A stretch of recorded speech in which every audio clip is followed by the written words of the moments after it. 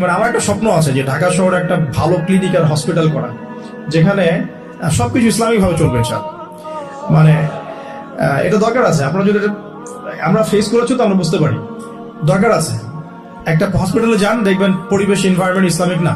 আপনার স্ত্রী অ্যানাস্থেসিয়া করছে, একজন পুরুষ ডক্টর সিজার করবে, অ্যানাস্থেসিয়ার প্রয়োজন আছে, একটা পুরুষ ডক্টর এসে অ্যানাস্থেসিয়া পুশ করছে, তখন তো পর্দা যাচ্ছে গা, পর্দা চলে গেল।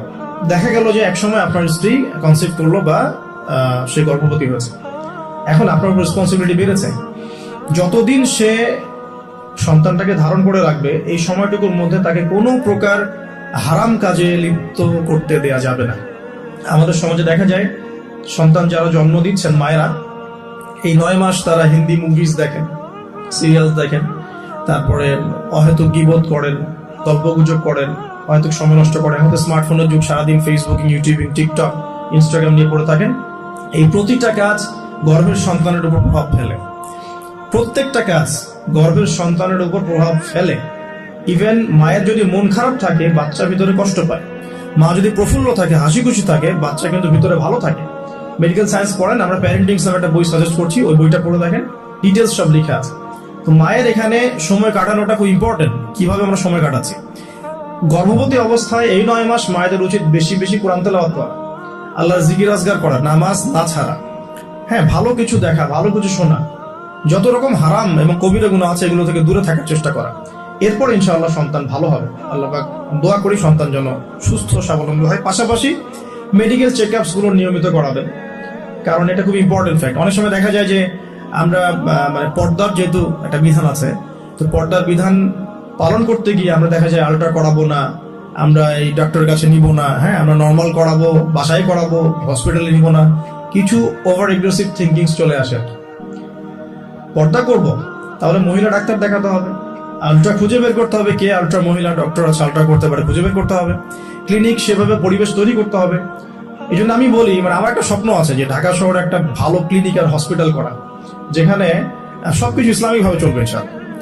মানে এটা দরকার আছে। আপনারা যদি আমরা ফেস করেছি তো আমরা বুঝতে পারি দরকার আছে। একটা হসপিটালে যান, দেখবেন পরিবেশ এনভায়রনমেন্ট ইসলামিক না। আপনার স্ত্রী অ্যানাস্থেসিয়া করছে, একজন পুরুষ ডক্টর সিজার করবে, অ্যানাস্থেসিয়ার প্রয়োজন আছে, একটা পুরুষ ডক্টর এসে অ্যানাস্থেসিয়া পুশ করছে, তখন তো পর্দা যাচ্ছে গা, পর্দা চলে গেল। যদিও বা অনেকে ফতোয়া দিতে পারেন যে এই সব জায়গায় বা এই ধরনের ক্ষেত্রে হয়তো এটা জায়েজ হতেও পারে, অনেকে ফতোয়া টানতে পারেন, কিন্তু এখানে কিন্তু এই সুযোগটা দেওয়ার ফলে কি হয়েছে যে অনেক সময় রোগীরা হ্যারাসমেন্টের শিকারও হয়েছেন, সেক্সুয়াল হ্যারাসমেন্টের শিকারও কিন্তু হয়েছে। এটাও কিন্তু বাস্তব। তো এই জন্য ইসলামিক এনভায়রনমেন্টের দরকার আছে। খুঁজে বের করতে হবে যে ইসলামিক ডক্টর কে আছেন, যিনি শরীয়ত বোঝেন, মহিলা ডক্টর কারা আছেন, অ্যানাস্থেসিয়া মহিলা কারা আছে, বা আলট্রা করতে পারে মহিলা কারা আছে, খুঁজে বের করে মেডিকেল চেকআপ নিয়মিত করতে হবে।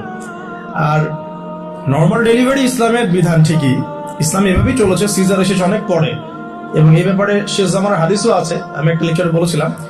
তবে কিছু কিছু ক্ষেত্রে সিজারের প্রয়োজন হতে পারে, ডক্টররা ভালো বুঝতে পারবেন। তবে এখানে দেখা যায় সাইকোলজিক্যালি অনেক সময় ডক্টররা কি করেন, রোগীদের সাথে একটু সাইকোলজিক্যাল চর্চা শুরু করেন আর কি, ভয় দেখানোর একটা প্রবণতা দেখা যায়। পরে আমরা বলি আচ্ছা ঠিক আছে করে ফেলেন। তো এখানে একটা বিজনেস জড়িত আছে, আপনারা খুব ভালো করেই জানেন যে এখানে একটা বিজনেস জড়িত আছে। আর যখন একটা মায়ের একটা সিজার হয়ে যায়, পরবর্তী বাচ্চাগুলো কিন্তু নর্মাল হওয়া খুব ডিফিকাল্ট, এবং তার সারা জীবন একটা হ্যাসেল তাকে পোহাতে হয়। যাদের হয়েছে তারা জানে। তো আর নর্মাল হলে আপনি যে আমাদের আগে দাদি নানি দেখবেন 11টা বাচ্চা, আমার নানির 11টা বাচ্চা, 12টা বাচ্চা আমার নানির, আর এক নানির আমার 11টা বাচ্চা, সব নর্মাল, কোনো সমস্যা হয়নি।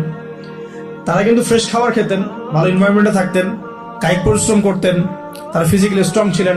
এখনকার মেয়েরা এমন না, ফিজিক্যাল স্ট্রাকচার দুর্বল, কায়িক পরিশ্রম কম, ফুড হ্যাবিট ভালো না, ঠিক আছে, ফুড হ্যাবিটটা টোটালি অনইসলামিক, ঘুমের ঠিক নাই, খাওয়ার ঠিক নাই, হ্যাঁ, এক্সারসাইজ নাই, অনেক কিছুই নাই। দেখবেন তারা ফিজিক্যালি উইক, মেন্টালি উইক, তখন তাদের সিজারের প্রয়োজন হয়, নর্মাল ডেলিভারি করতে পারে না। এই জায়গায় ডিফার করবে আমাদের ক্ষেত্রে। আমরা চেষ্টা করব যে আমাদের মানে পরিবারকে ভালো খাবার খাওয়াতে, ভালো রুটিনে চলতে, এবং ভালো মেডিকেল চেক আপ করাতে, যাতে করে নর্মালি হয়। দেখবেন বাইরের বিশ্বের কান্ট্রিগুলোর মধ্যে কিন্তু খুবই কম সিজার হয়, খুব কম। কানাডা দেখেন, আমেরিকা দেখেন, ব্রিটেনে দেখেন, জার্মানিতে দেখেন, ফ্রান্সে দেখেন, খুবই কম সিজার হয়।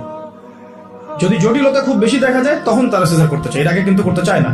তাদের প্রযুক্তি অনেক ভালো, অনেক প্রযুক্তি আছে। আমরা কেন এই জায়গায় মানে এভাবে একটা জুলুমের শিকার হচ্ছে। এটা আমাদের ভাবা উচিত।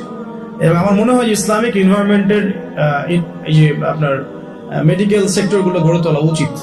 এখানে যাদের সামর্থ্য আছে তাদের এইসব প্রজেক্টে হাত দেওয়া যেতে পারে। আল্লাহ পাক আমাদেরকে তৌফিক দেখ। তো এরপর যখন সন্তান হয়ে যাবে, প্রথম কাজই দেখবে সন্তান হওয়ার পরেই তাকে নিয়ে হই হুল্লাড় শুরু হয়। হ্যাঁ, টানা হেঁচড়া, এটা ওইটা, কি বলবো, অপারেশন থিয়েটারে অহেতুক কথাবার্তাগুলো হয়। এই কথাগুলো সন্তানের কানে প্রবেশ করে। অথচ সুন্নাহ হচ্ছে সন্তান হয়ে গেলে তাকে নিয়ে আল্লাহর কাছে দোয়া করা। দোয়া করার পর তার কানে আল্লাহু আকবার, আল্লাহু আকবার, আশহাদু আল্লা ইলাহা ইল্লাল্লাহ, আমরা যে আযান দিই আশহাদু আন্না মুহাম্মাদুর রাসূলুল্লাহ, এটা কানের মধ্যে শোনানো। এটা একটা সুন্নাহ, গুরুত্বপূর্ণ সুন্নাহ। তারপর তাকে তাহনিক করা উচিত। তাহনিক তো আমরা উঠেই গেছে সমাজ থেকে। তাহনিক আবার কি জিনিস? ডক্টররা তাহনিক শুনলে আটকে উঠবে। তাহনিক হচ্ছে যে কোনো আলেম, কোনো বুজুর্গ, যিনি পরহেজগার, আল্লাহওয়ালা, মারিফতওয়ালা মানুষ,